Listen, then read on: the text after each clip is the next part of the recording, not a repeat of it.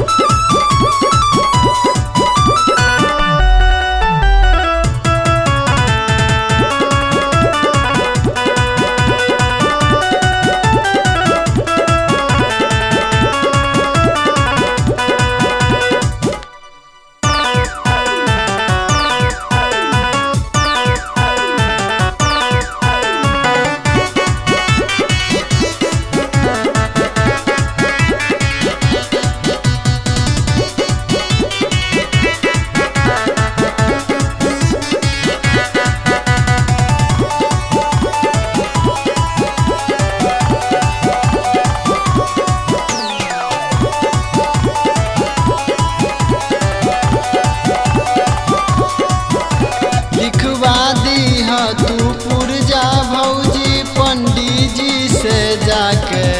पूजा के सामान ले आई सिटी शहर से जाके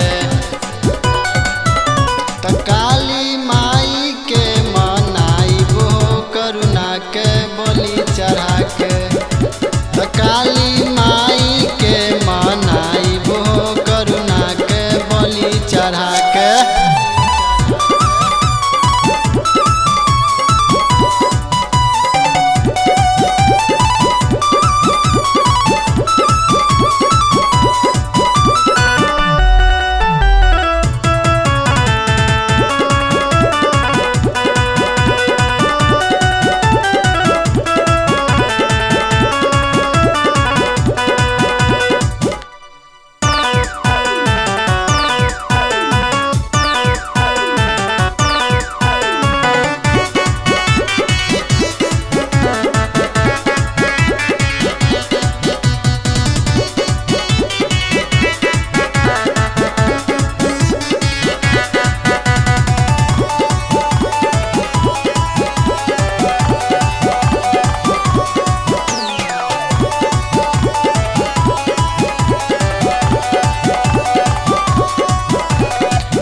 दी हम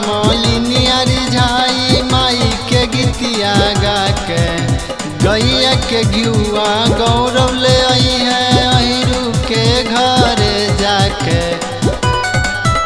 त काली माई के मनाई बहु करुणा के बलि चढ़ा के